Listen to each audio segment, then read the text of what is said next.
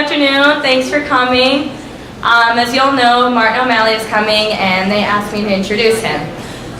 I, as you guys know, am very vocal about my opinions, and one of the things that I'm not so vocal about is politics. I like to do my research. I like to see what's going on, who's doing what, and just the process that everyone's been taking. And when I looked into O'Malley, I knew I found the right person. My biggest issue when it comes to politics is immigration. As many of you know, I am a Mexican American. I'm a first-generation student, and his stance on immigration has been the best throughout all of this. These raids, these are not fun things. I am a U.S. citizen, and it's not a fun thing to be sitting at a party and have people just come in and barge and, take people away. I don't carry my birth certificate with me everywhere I go. Who knows where I'll be? It's not fun to get a call from my family members in Mexico and say, hey, your grandfather was just shot by someone in the drug cartel. So when people say, oh, immigrants are just coming here to take our jobs, that's not it. They're escaping. They're trying to look for help. They're not coming here because they want to. They're coming here because they need to. And this is a way that they can find the best job, the best place for their family. So when I see Martin O'Malley, he stands for everything that I wish I had enough people to stand for, and it's great to have at least one individual running this, and it's great. And so it is my pleasure to introduce to you Martin O'Malley.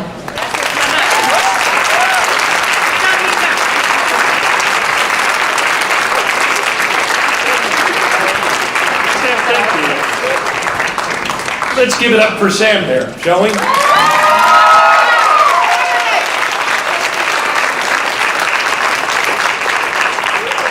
It is Iowa caucus time, isn't it? It's wonderful to be here at Cornell. I want to thank you all for coming out to talk with me today. And I love your state. I love the beauty of your state. I love the warmth and the kindness of your people. And what I love most of all about your state is that you all have always shown a propensity to sort through the noise once it's decision time and lift up a new leader for our country, and to put that leader forward.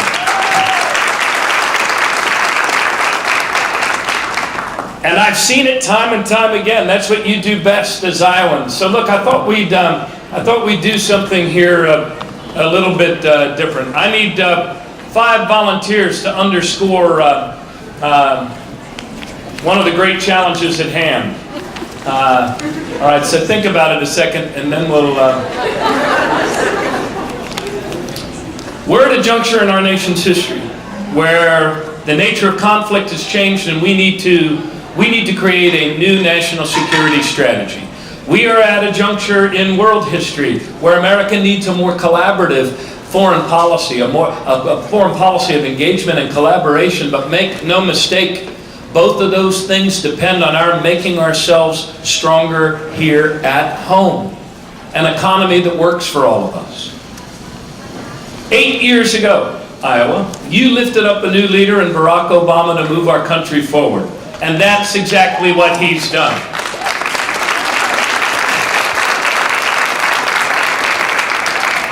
We have now created as a nation 70 months in a row of positive month-over-month job growth.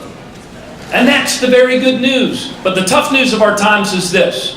70% of us are also earning the same or less than we were 12 years ago. And that's not the way our country's supposed to work. That's not the way our economy's supposed to work. You and I have urgent work to do. There's a widening opportunity gap in our country. Our middle class, even here in Iowa, shrunk from 53% of your population to 51%. And we have to fix that.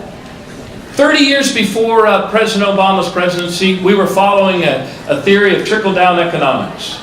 Concentrate wealth at the top, remove regulation everywhere, even from recklessness on Wall Street, and keep wages low.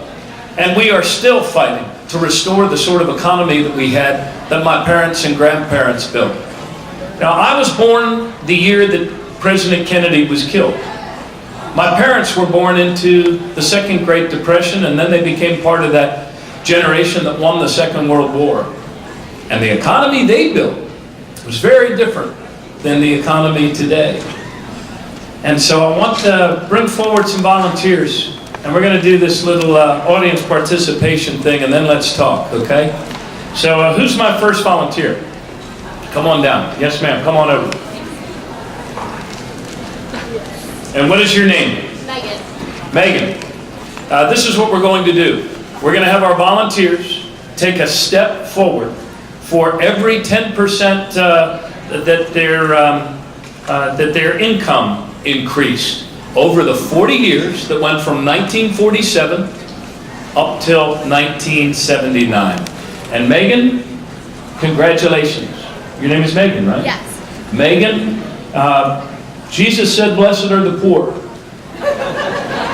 You have just volunteered to be the lowest earning quintile from 1947. So I would like you to stand right there, up against the wall there. We're going to create a little flyway here. Second volunteer, I need a guy, young man, or, yes sir, come on down. And what is your name? Kian. You are the second highest earning quintile. Go over there and stand next to Megan. Yes ma'am, come on down. And what is your name? Miriam. Miriam, you're right in the middle. You are the middle earning quintile. Take your place with your fellow Americans, and we're going to take some steps here. Need a guy. Yes, sir. Come on down.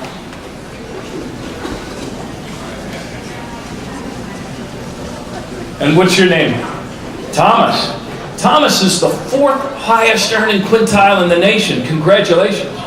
And go stand there with your neighbors. Okay. And now the highest. Who wants to be the highest? You sure? Old white guy, old white guy. Old white guy, come on.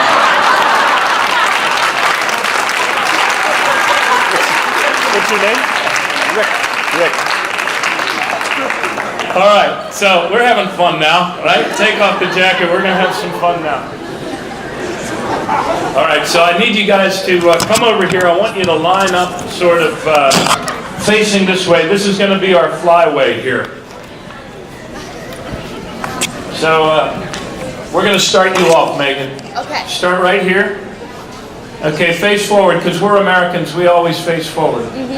And Megan, congratulations. Even though this is the lowest, you're the lowest earning quintile, we created in 1947, and Democrats and Republicans alike voted time and time again to make sure that it stayed above the poverty line for families with more than two. And what was that invention? The minimum wage. Close. We're going to get to good answer. Good answer. Minimum wage. And so during this period of time from 1947 to 1979, your income increased by 116%. Great. So I want you to take 12 steps forward. They don't have to be huge steps, just casual steps. Yeah, 1, 2, 3, 4, 5, 6, 7, 8, 9, 10, 11, 12. Good. Let's, maybe we can, you can help me roll that. Yeah. All right, second quintile. Tell me your name? Kian. Kian, start right here. Kian, during this period of time, some other things were happening as well. We, of course, had Social Security. We made sure that the benefits increased. And during this period of time, we prohibited the big banks from engaging in reckless behavior that all of us would have to bail out. In other words, we protected the Main Street economy from excesses on Wall Street with Glass-Steagall. And this was also a period of time when my dad's generation came back from fighting the Second World War, and we sent them to college on a GI Bill, educating more of our people at higher and better levels. So congratulations, your income increased by 100%. Take 10 steps.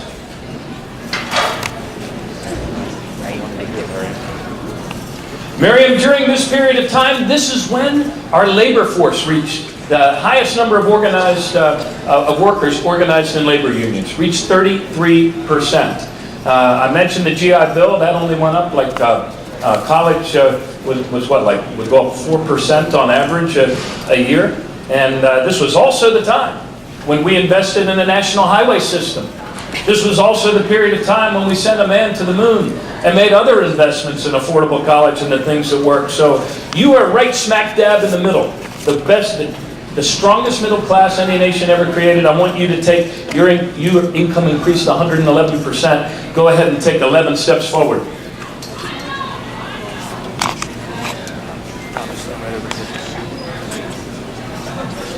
Thomas, have no doubt. Thomas, during this period of time, you are the fourth highest. And this is the time when all sorts of investments are being made in our country. We are able to do two things at the same time. We're able to, and even though the highest marginal rate was 80% in America, congratulations. Your income increased by 10 steps, 99%. Take 10 steps forward. Ah, Rick. Rick is part of the top 5%. Rick, even with a marginal rate of 80%, I want you to, anybody want to guess? How much did Rick increase? I'll tell you, it's not fair. Take it 86%, so take 8.5 steps forward.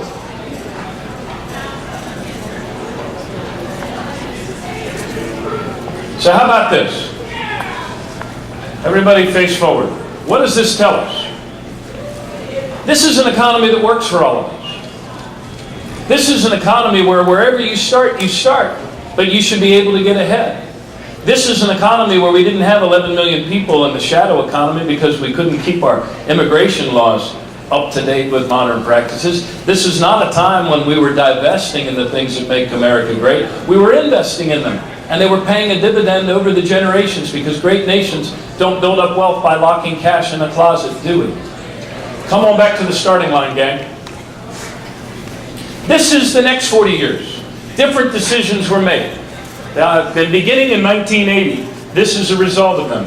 So Megan, we'll make this our starting line right here. Okay. During this period of time, we actually let the minimum wage drop below the poverty line. And we stopped keeping that floor on wages. So Megan, during this period of time, it's 7%. This is from 1980 to 2009, the lowest earning quintile of Americans, 7%. So Megan, take one step. Actually, I meant to tell you, take one step backward. The lowest quintile in this next period of time actually earned less. Our next contestant. During this, I want you to take, during this period of time, union membership dropped from being 33% of our workforce to being just 11% of our workforce. And so I'd like you to take just a half step forward. All right. Miriam, you're right in the middle. Miriam, during this period of time, we started greatly reducing taxes for the wealthiest of Americans. We stopped making the investments we used to make in our country. Cost of college tuition quadrupled. So during this period of time, I want you to take, your income went up 11%. Take one step forward. Tell me your name again. Thomas. Thomas. This is also a period of time. The highest marginal rate was reduced in our country. Thomas, I want you to, and we stopped making the investments in infrastructure, stopped making the investments in higher education, and repealed Glass-Steagall, which led to one of the biggest crashes we've had since the Great Depression. And so, Thomas, even though you are the fourth highest quintile, was that Mary? Yeah. I want you to take 5 steps forward. Rick, congratulations. Rick, I would like you now, during this period of time in this different sort of economy, with the concentration of wealth at the top, removing regulation everywhere, keeping wages low, you're one of the fortunate ones, because being in the highest, you get to move forward. At being the top 5%, you get to move forward 7.5 steps. Go ahead, take them. Great. Now the final one. The top 1%. Who wants to volunteer to be the top 1%? Come on down, man. What's your name? Zach. Stand right here at our starting line. Zach, you're going to have to turn the corner for this. But I'd like you, during this period of time, your income increased by 224%. So I would like you to take 22 and a half steps forward. 1,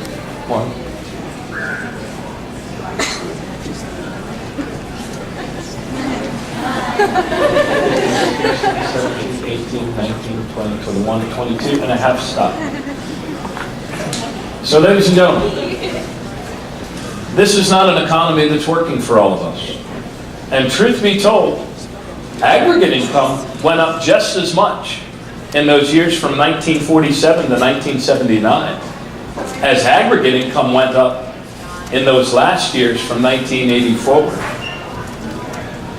But what was eroded was that very concrete promise among us and between us that in our country you start where you start and you should be able to get ahead. Call it the American dream, call it the land of opportunity. This is the work that we have before us. This is why we need new leadership. This is why we need to take better actions that will actually make us stronger here at home. Let's give a round of applause to our contestants. Return to your seats. Thank you all.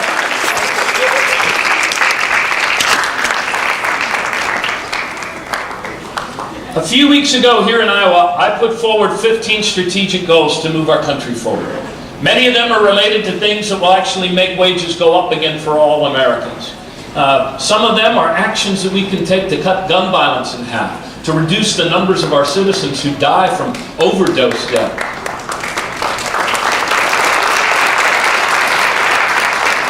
I have put forward a plan to move us to debt-free college within the next 5 years, and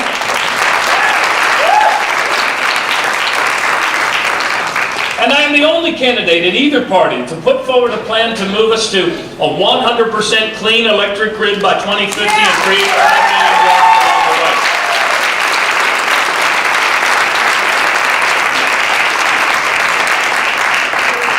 And to this great work that we share, I bring a different set of experiences than either of the other two candidates in this race. And yes, Iowa, there are 3 candidates in the race. Don't let the national media tell you you only have 2 choices.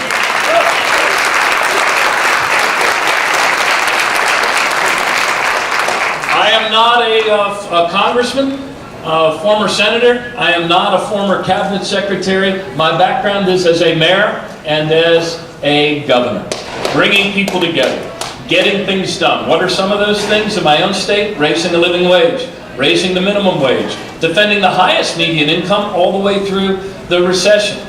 We passed marriage equality. We passed the DREAM Act. We repealed the death penalty, and get this, after the slaughter of the kids in the Connecticut classroom, I brought my state together to pass comprehensive gun safety legislation with a ban on comprehensive weapons.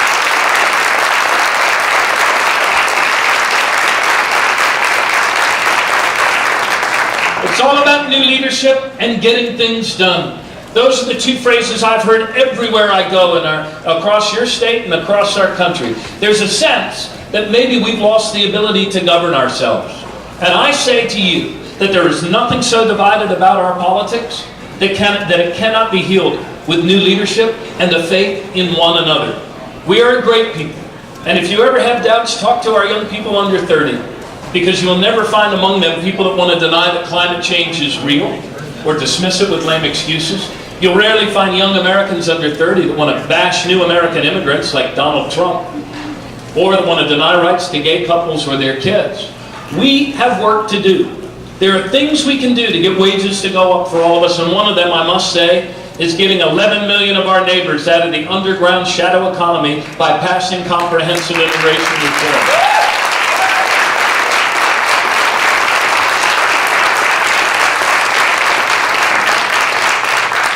We have work to do. We have work to do. We are Americans. We make our own future. Not time or chance, not external threats. We make our own future. There are things that we need to do as a people in order to give our kids a future that's healthier, safer, more secure, and more prosperous. And that's why I run. These challenges won't solve themselves. It's going to require new leadership. And I know, Iowans, that there's a lot of people who say to me, you know, Governor, you face a tough fight. Well, you know what? There's a lot of people that would look at you and say that you face a tough fight, giving your kids and grandkids a better future than what you've enjoyed. Well, I've always been drawn to the tough fight. I didn't run for mayor of Baltimore in 1999 because things were going well. And I didn't lead my state through easy times, I led my state through hard times. But I made the investments. Unlike Governor Branstad, we increased education funding by 37% in my state. We made our schools #1 for 5 years in a row. We went 4 years in a row without a penny's increase to college tuitions. It's all about actions, not words, and it's also about new leadership. So join me in this tough fight. I believe that the toughness of the fight is the way the hidden God has of telling us that we're actually fighting for something worth saving. Our children's future is worth saving. The American dream is worth saving. Our country is worth saving, and this planet is worth saving. Iowa, I need you to do what Iowa does best, and that is join me in the course of these next 17 days.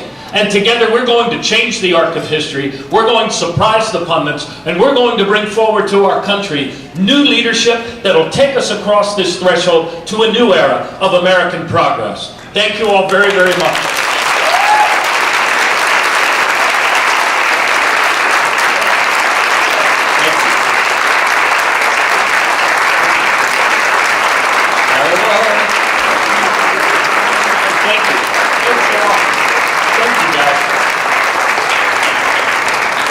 All right, the fun part. Questions and answers. Yes, sir. I'm focusing with you, but I want to give you an opportunity to respond to me. Candidate you folks has an increase, doesn't like you at all. He plays a terrible role with respect to race of American advantage for his country. I'd like to give you the opportunity to respond to that. Yeah, thank you. When I ran for mayor of Baltimore in 1999, we had become the most violent, addicted, and abandoned city in America. And we needed to turn that around. And we did it through a number of ways. Improving the responsiveness of policing, improving how we police the police, and greatly increasing drug treatment. And we put Baltimore on our path for the biggest reductions in crime over the course of the next 10 years. Oftentimes, when we look at challenging problems, and there's not only a growing opportunity gap in our country, there's also a growing gap in terms of the delivery of criminal justice, equal protection under the law. True story. In our city, when I would campaign in our poorest neighborhoods, the sad truth of our times was that if you called for police service in a wealthier neighborhood, black or white, they always came and they always got out of the car. But if you called for police response in a poor neighborhood where we had allowed open-air drug markets to take over whole parts of our city, they hardly ever came and they never got out of the car. And so we had to push back against that. And yes, enforcement and arrests went up, but then they went down as the city was on a path for the biggest reduction in crime of any city in America over the next 10 years. And most of the 300 young men every year that we buried year in and year out were young and poor and Black Lives Matter. I have been on a search for 23 years for the things that actually work so that we can do more of them, like drug treatment, like more openness and transparency in our police department, making sure departments report their discourtesy, their excessive force, use of lethal force. I drove down to 3 of the 4 lowest years on record in Baltimore, fatal police-involved shootings. But it was a tough fight every single day. One instance, a mom and dad, African-American family of 7, were firebombed in their sleep for having the nerve to call the police about drug dealers in their neighborhood. As governor, I repealed the possession, and I decriminalized the possession of small amounts of marijuana. I restored voting rights to 52,000 people, and it took me 3 tries, but I was the first governor south of the Mason-Dixon line to repeal the death penalty. And I also restored voting rights to 52,000 people with old felony convictions.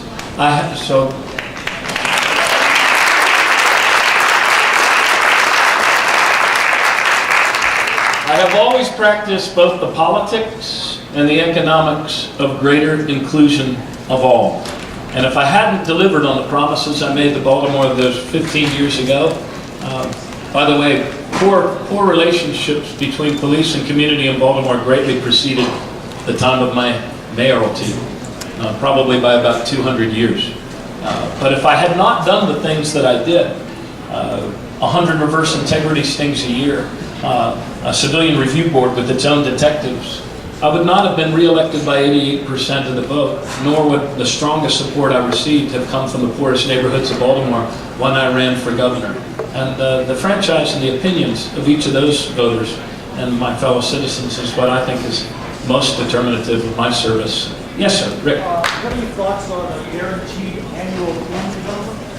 Finland is moving in that direction. 6 Dutch cities, Switzerland, going through that process. Do you have any ideas about Yeah, very interesting concept. Nixon even liked it. Yeah, no, the question was about guaranteed annual income, and Finland moving in that direction, and other countries as automation, I guess, takes away a lot of jobs. And I'll tell you what I am, I'm not sure I'm yet at the point. I think we have to be open to all ideas. I'll tell you what I'm absolutely in favor of is expanding Social Security. And I put forward a plan to expand Social Security so people don't have to retire in poverty. Yes, sir. Governor O'Malley, you have thus far given a very interesting speech this afternoon. And what is your name? My name is Carl Schaefer, by the way. However, there's only one question I have with regards to the whole income inequality thing.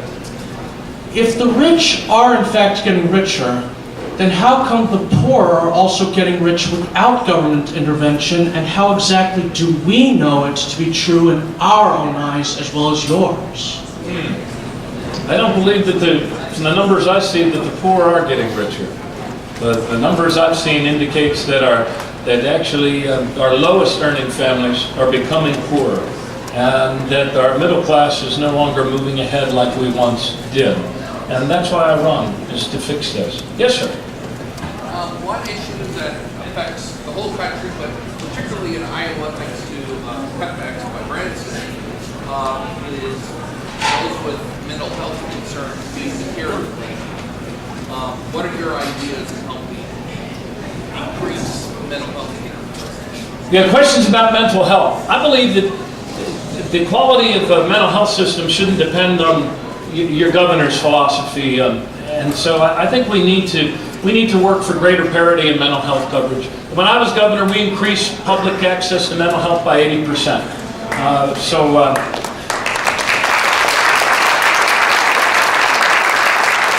think we need a greater federal role. We have to find a way to do a sort of maintenance of effort requirement so that states keep their skin in the game. Because to try to treat addiction without treating mental health, you're just kind of chasing your tail. Yes, sir. We spent a lot of time talking about domestic policy, and you've worked as a governor and as a mayor, but you haven't talked a lot about foreign policy. I was waiting for you to ask the question. And what's your name? Shaharia. Saharia. What would a President O'Malley peace plan in the Middle East? Yep. The questions about foreign policy and national security, what would a O'Malley foreign policy in the Middle East look like? I believe in the Middle East and other troubled areas of our world that we need to greatly dial up diplomacy and sustainable development and stop thinking that the way to cure all of these problems is with a reach for the Department of Defense and sending them divisions.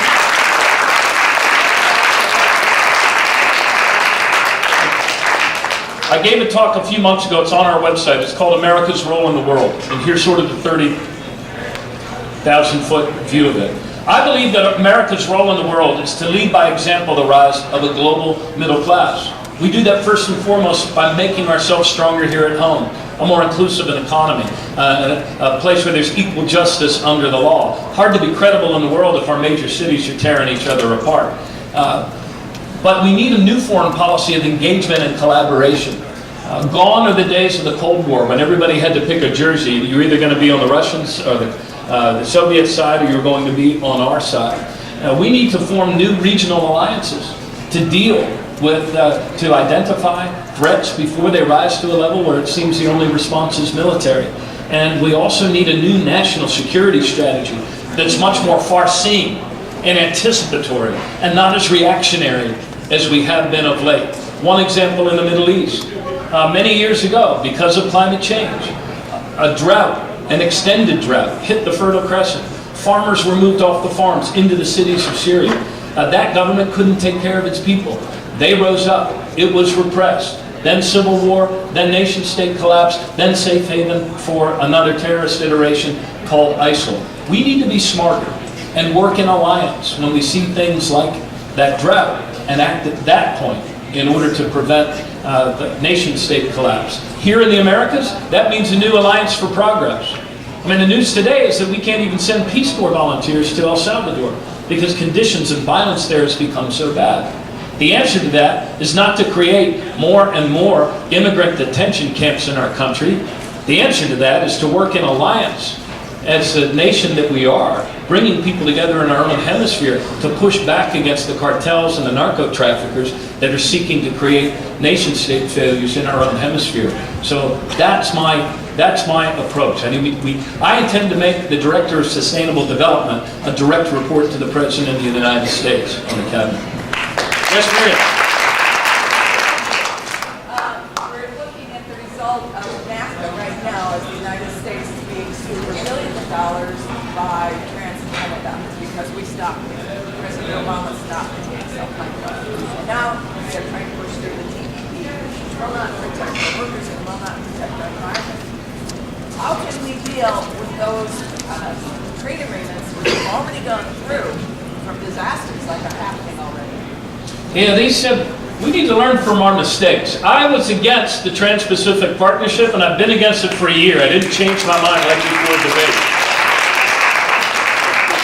We are setting up a bad precedent where we let multinationals sue governments in order to evade or get around policies that are put into place by those governments to protect labor or protect the environment. And we kid ourselves if we think that there's not a bad karma to this. If we engage in trade practices, if we engage in trade deals that undermine labor anywhere in the world, that undermines the environment and the atmosphere that we need and the air we need anywhere in the world, that ultimately comes back on us. So I think we need to stop pursuing these bad trade deals. I'm, as an American, rootin' tootin' opposed to any trade deal my Congress has to vote on before I'm allowed to read it. And I think we need to make the investments in our own country.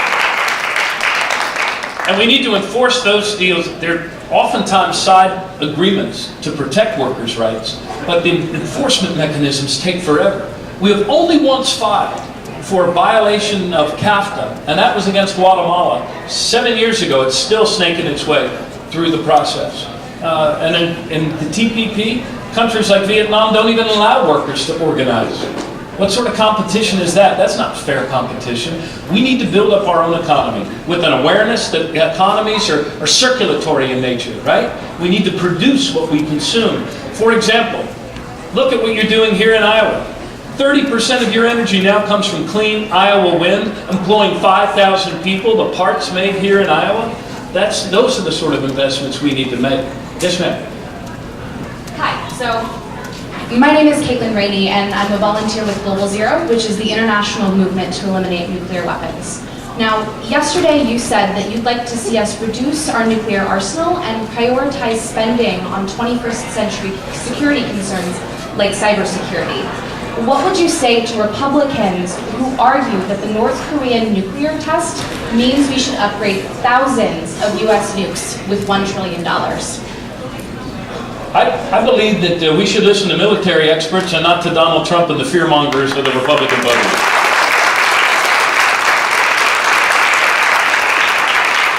I believe that there are ways for us to modernize our nuclear triad and its deterrent value, and also to save dollars. And I believe that we should listen to our military people and not so much the politicians who try to oftentimes saddle the military with things that sound good in a fear-filled Republican primary, or there are weapon systems that Congress says time and again, you guys need to do these, and the military people say, no, these aren't the capacities we need for the 21st century. Yes, sir? I'm a Democrat. I voted Democrat for the past 23 three-time peer. First time I've got a 10-year-old son, three-time peer, because you talk a lot about guns. Anti-guns that you I bring every day to my son who goes to school. Sometimes happen out there, or he's going to go to a friend's house. Something's going to happen at that friend's house. As their parents are responsible and have to. You always talk about taking on power of the or maybe celebrating or burning or not. So that's my point. Because 23 years I've been with the Democrats. But that's why I'm here today. And what is your name? Michael. Michael, I have been consistent on this issue for as long as I've been in public service. I was a prosecutor. Yeah, I'm sorry. The question is about guns. Michael said, look, I'm here. I've been a lifelong Democrat, but I'm trying to sort out between the three of you. The issue I care most about is guns, proliferation of guns, gun deaths in America. And so that is the question. I have been consistent on this, and my two colleagues, while decent people, both serving in the Senate, have had a pretty checkered history on it. In fact, you've heard them going back and forth, attacking each other for just how inconsistent they've both been on the issue of common sense gun safety legislation. And I want to agree with them. They're both right. They've both been very, very inconsistent on this. I have been clear on it. In my own state, we passed comprehensive gun safety legislation, the ban on combat assault weapons, fingerprinting and licensing, and also a ban on the sale of magazines with more than 10 rounds. And one of the 15 goals I put forward for our country in this campaign is to cut in half the number of deaths that that happen in the United States of America because of guns and because of gun violence. I put forward 7 executive actions a couple months ago. The President's picked up on a couple of those now. One of them is to use our procurement power as a country, where the largest purchaser of guns in the United States is the United States, to insist on highest and best safety technology, micro-stamping of rounds, serial numbers that can't be erased, and other technologies, identification sort of things as well. I also believe we need to do a much better job of following up on the over 2 million thwarted attempts to buy guns with the background checks that we currently have. There's no follow-up between state and local police when somebody who's prohibited by their criminal record from buying a gun is out there trying to purchase one. Congress passed a bill to take guns out of the hands of domestic abusers, but there's been very little follow-up to that on a local and federal and state level. So these are some of the executive orders that I've put forward, and I intend to work and bring people together to get this done. Look, well, sometimes people ask this recurring question all across the country and all across your state. How are you ever going to work any better with this Congress than President Obama has? Another way to say it is, how are you going to heal the divisions in our national politics to get things like this done? When 90% of us, Democrats, Republicans, and Independents, support universal background checks, and Congress doesn't allow you even to debate it. That's a political problem in our representative bodies. And I think another way to ask that question is this. Of the three of us running for the Democratic Party's nomination, which of us has been not only consistent on this issue, but has a track record of bringing people together time and time again over deep lines of division in my city, of race and class and place, deep lines of disagreement within my own party on this gun issue? I'm not a divider. I would never say all Republicans are my enemies. Republicans aren't our enemies. They're our friends, they're our colleagues, they're our neighbors, they're our uncles, right? And some of the things that we got done, I didn't get done the first time. What you learn as an executive is that you have to keep trying.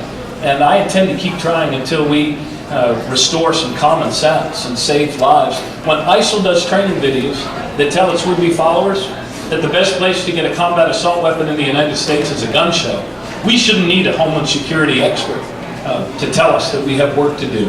So I've been consistent, and I don't change in the wind like my two colleagues have in the past. Senator Sanders supported granting immunity to gun manufacturers and gun dealers. Secretary Clinton's been opposed to a national role and for a national role, and it tends to shift depending on what her positions, what her opponent's positions are in an election. Yes, ma'am. 2 more questions. Shout it out. First, I'd like to say thank you for explicitly stating that Black Lives Matter. My question is, how will you and your cabinet work to make our society more inclusive?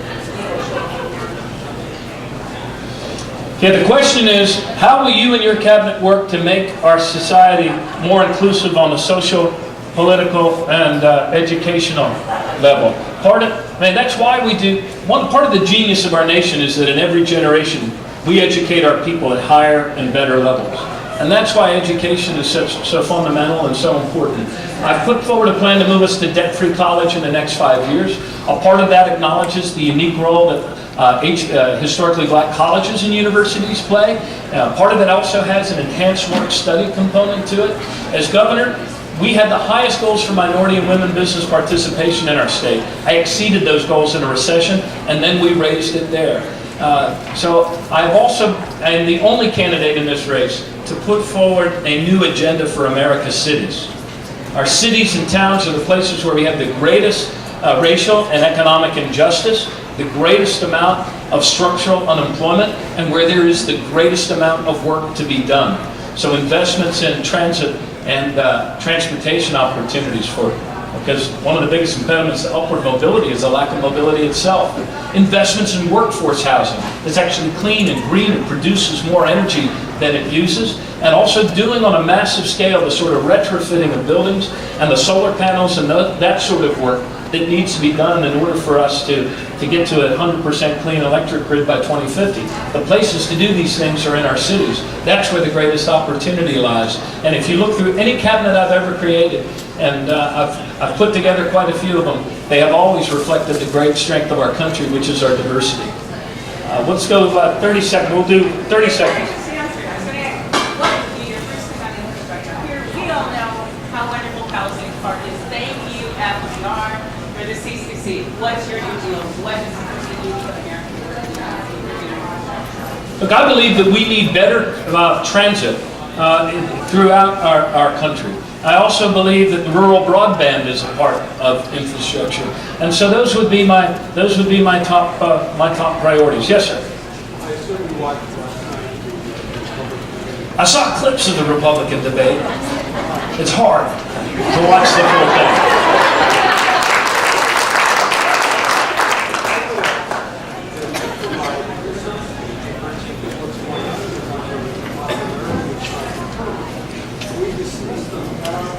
Yes, we do.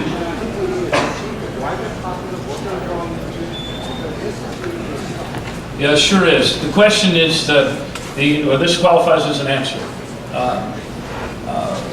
Look, this is not an ordinary time in our country's history.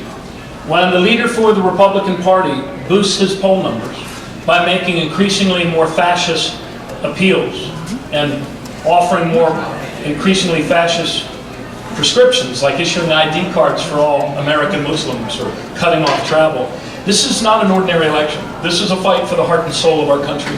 We can overcome any threat from ISIL, but we are very vulnerable, like all democracies, when we're attacked, of being pitted against ourselves and surrendering the very rights and freedoms and values that make America America.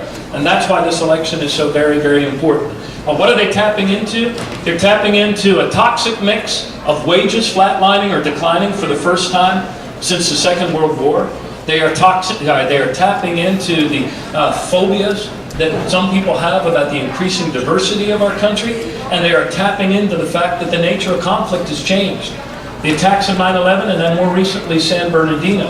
And all of those things create a very fear-filled environment. But no country ever built herself with fear and anger.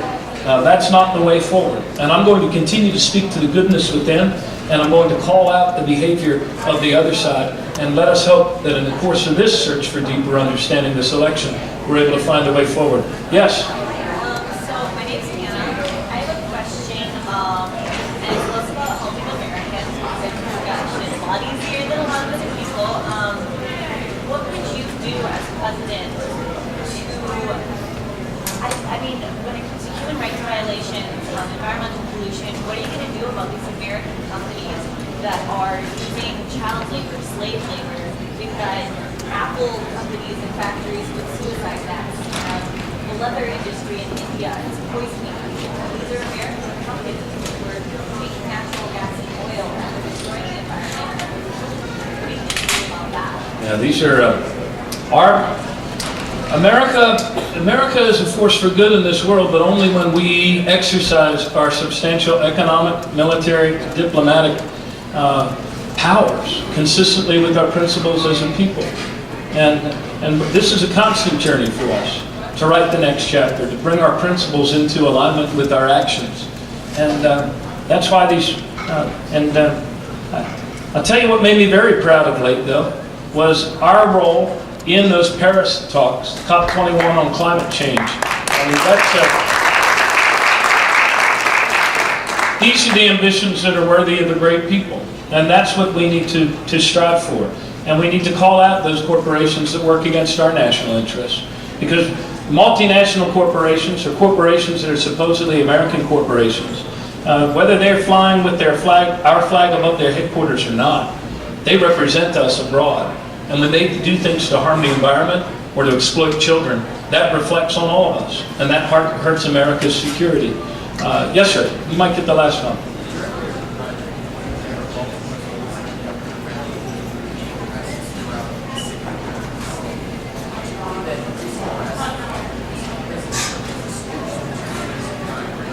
Yeah, the question is again about Baltimore and arrests and incarceration.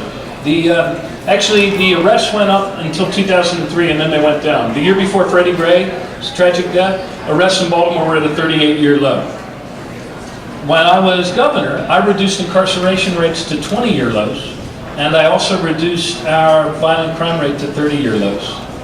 And I did it by doing things that work, not only drug treatment, but using open data to understand better who the true predatory threats are in our population of people on parole and probation. I cut juvenile homicides in half. And so it's a mix of different actions that makes a place safer. And it's not, and my first 52 days in office, I closed the most notorious prison in our state.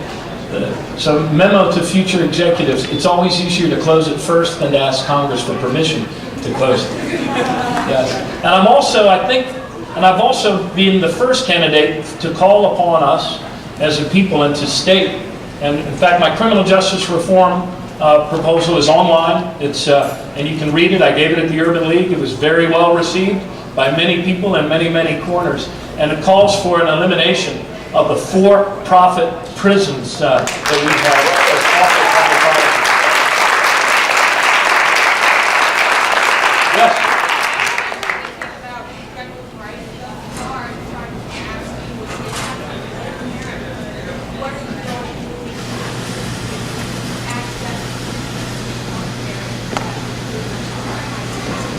Yeah, I am pro-choice, and I've passed bills in my own state affirming access to women's health. I think it's appalling what the Republican Congress is doing to Planned Parenthood and trying to shut it down.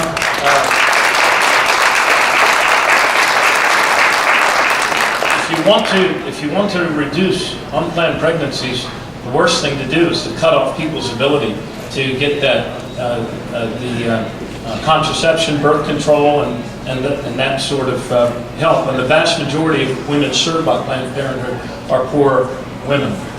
Anybody else? Yes, ma'am. Speaking more to health care, I think Obamacare was great, but like all plans, it needs to be tweaked. Yes. It does not feel very affordable to our families.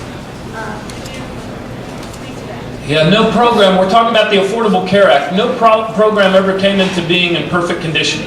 We have to constantly work on these things, and that's what we need to do with the Affordable Care Act. We need, and there's a bipartisan idea of encouraging insurance companies to actually cover the first out-of-pocket expenses for the high-value care that we want to encourage people and not discourage people from getting because of avoid costs down the road. So there's work that we still need to do. But every governor can play a role in making this better. I mean, the driver of costs at the center of healthcare, in addition to prescription drugs, by the way, and I do believe that we need to restore the ability of Medicare to bargain with drug companies on the price of these drugs. This is outrageous.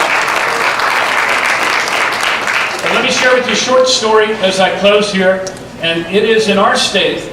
We use the Affordable Care Act. I mean, one of the biggest drivers of healthcare costs are hospitals, the institution at the center of the equation.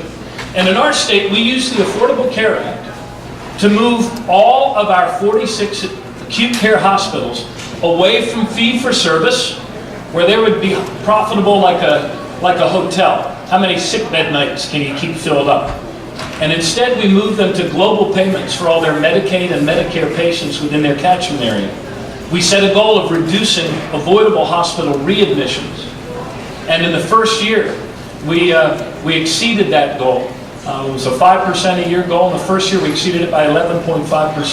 There's an article in the New England Journal of Medicine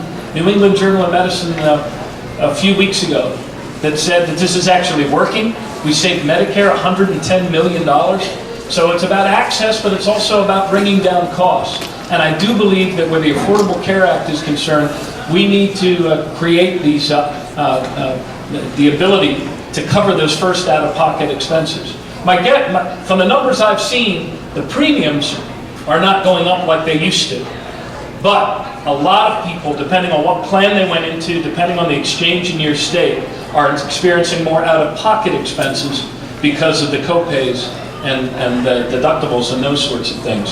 So that's what we need to continue to work on and get more people covered. Some of these governors that for ideological reasons have not accepted the Medicaid expansion are hurting all of us by keeping costs up and forcing us to do that expensive, uncompensated care. Well, look, gang, I have to go, but I will be back because there is no more important place for me to be over these next 17 days. I have to go down for the final debate in South Carolina. So nice of NBC to let me on the stage. And I will be fighting my way in for as close to equal time. We no longer do equal time debates in America. They tell you up front, the rules are the front runners get 90% of the questions, and you're going to have to jump down. So be that as it may, this is what I know. In Iowa, the individual person still matters. And in Iowa, you make up your own mind. And I know the people of Iowa are looking for new leadership, someone that can heal our divisions, bring us together, and get things done. Somebody that never gives up. I am a fighter, and I know Iowans like a fighter as well. This is the toughest fight of my life, and it might be one of the toughest times to fight for the American dream you and I share. But together we're up for it. And I thank you all so much. Please talk to your neighbors and caucus for me on February 1. Thanks a lot.